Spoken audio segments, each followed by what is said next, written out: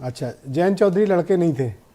नहीं, जयंत चौधरी एक परिपक्व नेता है। जयंत चौधरी एक परिपक्व अरे नेता thank you, है। sir, हमने thank कभी you. नारा नहीं दिया। ये नारा जो दिया था Thank you, sir. ये खुद समाजवादी पार्टी और थैंक यू कांग्रेस सर, आपस में नो के नेताओं इंटरेक्शन ने सर। दिया था कि पहले 2017 राउंड नो में दो इंटरेक्शन लड़कों का प्लीज। गठबंधन आसिम हुआ, वकार जो साहब को करिश्मा दिखाएगा। धन्यवाद। ओके, शुक्रिया। आसिम वकार साहब को स्क्रीन पे लाया जाए। वकार साहब, मैं आपसे जानना चाहता हूं कि ये एक बड़ी चर्चा चल रही है कि तब जब अब कांग्रेस और समाजवादी पार्टी उत्तर प्रदेश में मिल गई हैं, तो आप जो मिशन लेकर घूम रहे थे कि मुसलमान क्या करेगा, मुसलमान क्या करेगा, तो अब मुसलमान क्या करेगा एक प्लेटफॉर्म तो तैयार हो गया ना? देखिए, मुसलमान 14 से पूरी ताकत लगाकर भारतीय जनता पार्टी के खिलाफ वोट कर रहा है। बीजेपी को हराने के लिए अगर कोई सबसे ज़्यादा ताकत लगाता है, लड़ाई लड़ता है, तो वो मुसलमान है। तो आप हम ही से सवाल पूछे ले रहे हैं। सारे पंडित जी बीजेपी में हैं? सारे ठाकुर साहब बीजेपी में, सारे जितने भी मतलब अग्रवाल बनिया हैं सब बीजेपी में। लड़ाई तो सब मुसलमान ही लड़ रहे हैं और फिर आप सवाल हमसे पूछ रहे हैं। हम पहले भी बीजेपी के खिलाफ थे और अभी भी बीजेपी के खिलाफ हैं। एक कांग्रेस की प्रवक्ता जी ने अभी एक सवाल उठाया था पर्चा लीक का, कि पर्चा लीक हो जाता है।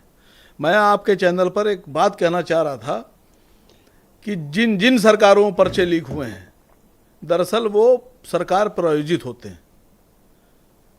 सरकार प्रायोजित इसलिए होते हैं सर कि पहले पर्चा लीक होगा, पहले नौकरी निकलेगी और नौकरी के बाद फिर पर्चा लीक होगा, और पर्चा लीक होने के बाद फिर जो पर्चा दिया गया होगा उसमें वो प्रदर्शन कराए जाएंगे और फिर कहा जाएगा साहब पर्चा लीक हो गया था इसलिए अब ये एग्ज़ाम कैंसिल हो गया, अब नौकरी लटक गई। यानी खुद ही नौकरी निकालो और नौकरी ना देना पड़े इसलिए पर्चा लीक करा दो। ये सभी सरकारों का खेल होता है, इसको गहराई से समझिए। अब लौटिए पॉलिटिकल इशूज। दूसरी पॉलिटिकल इस पे आ रहा हूं। अभी आपने कहा सलमान खुर्शीद साहब का टिकट कट गया, तो सलमान साहब का टिकट अकेले नहीं कटा है।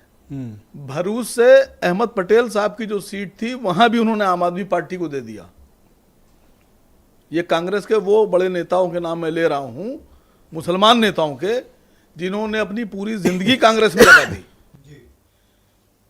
जवानी से बुढ़े हो गए बेचारे, अगर नौकरी में होते तो रिटायरमेंट होकर घर में बैठ गए होते, और उसके बाद उनको आखिर में ये हो रहा है कि उन्हीं की सीटें कट रही हैं, बाकी सीटें क्यों नहीं कट रही हैं?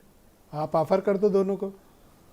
नहीं, हमारे ऑफर और ना ऑफर से मतलब नहीं हो रहा है सर।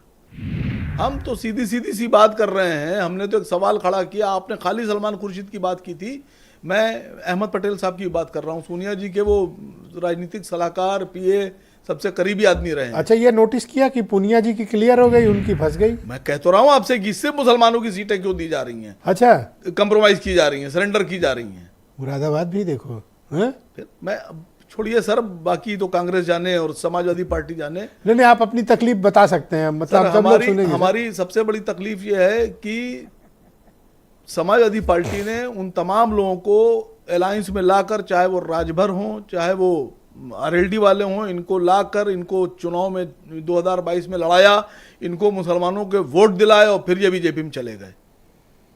और अगर अभी हम सवाल उठाएंगे तो जो बीजेपी से पूरी ताकत से लड़ रहा है उसी को बीजेपी का एजेंट कह देते हैं। तो मैं कह रहे हैं कि मुसलमान इनको वोट देगा। नहीं, आरएलडी वालों ने कहा कि हम प्रवक्ता हैं, हमारा काम समझिए। मैं बता रहा हूं काम, रफूगर है सर। रफूगर का काम देखा आपने? हाँ, कि फटे फटा पे हुआ कपड़ा सिल सीता है। देना। हाँ, तो ये वो वाला काम कर रहे हैं, रफूगर हैं सब।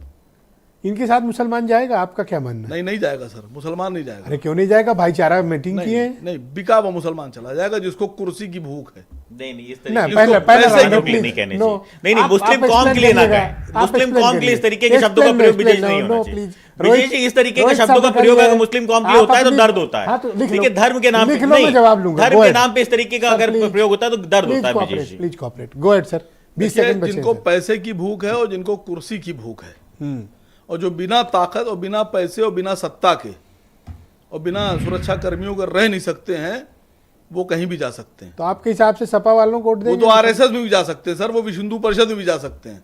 ऐसे मुसलमान तो हिंदू महासभा में जा सकते हैं, जो जिनको पैसे की भूख होती है, जिनको कुर्सी की। लेकिन जो वाकई में मोमिन होते हैं, जो जानते हैं कि सर कटा देंगे लेकिन झुकाएंगे नहीं। तो अब तो अलायंस को वोट देंगे मुसलमान। आप तो जो महीने भर से कैंपेन चला रहे थे उस पर तो गुब्बारे में पिन लग गई। देखिए, हमारी अपने राष्ट्रीय अध्यक्ष जी से बात हो रही है, 3 राउंड की बात हमारे राष्ट्रीय अध्यक्ष जनाब असद ओवैसी साहब से हो चुकी है। किस बारे में? हम लोग भी देख रहे हैं कि कहां से हमको कैंडिडेट कितने खड़े करना है। यूपी में बिल्कुल खड़े करेंगे सर।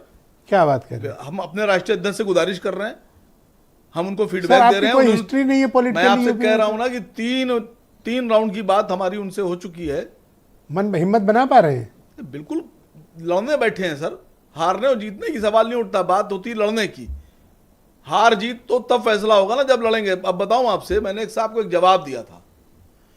मैंने कहा हल्दी घाटी के युद्ध में अकबर की तरफ से 1 लाख की फौज थी और महाराणा प्रताप की तरफ से शायद 10,000 भी नहीं थे जी।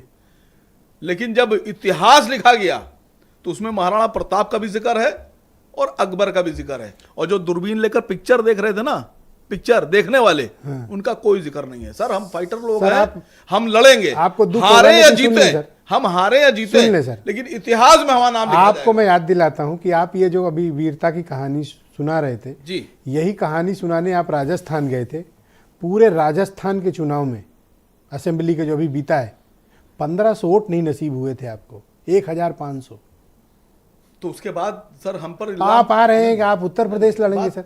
1500 वोट पूरी पार्टी को राजस्थान राज्य में मिला सर। आपकी बात बिल्कुल सही है। पहली बार चुनाव लड़े थे, एंड टाइम पे फैसला लिया गया था। राजस्थान में हम लोगों ने कोई बहुत बड़ा काम और बहुत ज्यादा काम भी नहीं किया था। मैं आपसे यही तो कहना चाह रहा हूं कि हमको वोट भी नहीं मिले, फिर भी गहलोत साहब हार गए। मुसलमानों के वोट उनको मिले, मैं फिर भी वो बीजेपी से नहीं लड़ पाए। मलिक साहब को नहीं, वजह किसकी है और गलती किसकी है कि बीजेपी से क्यों नहीं लड़ पा रही? मुसलमान आपको नहीं छुएगा, उससे भी जो मैं कई बार कह चुका हूं, चिमटे से भी। चुनाव आने दीजिए, कर लो कोशिश सर, छुएगा नहीं। देखिए, आप चिमटा मत बोला कीजिए, क्योंकि जब आप चुनाव में चिमटा बोलते हैं तो वो चिमटा जो है वो इंडिया अलायंस के खिलाफ इस्तेमाल हो जाता है। अच्छा ठीक है, आप चिमटा करके तब हरवाई दे रहे हैं। क्यों? आप पहले कसम खाइए कि चिमटा नहीं बोलेंगे आज। सर मैं क्यों नहीं बोलूंगा चिमटा? मैं हमेशा ही कहता हूं कि आपको मुसलमान चिमटे से भी नहीं छूता। नहीं सर, आप चिमटा बोलते हैं, अखिलेश जी हार जाते हैं। ठीक, मैं केपी मलिक साहब को आमंत्रित करता हूं। मलिक साहब, आपका बहुत शुक्रिया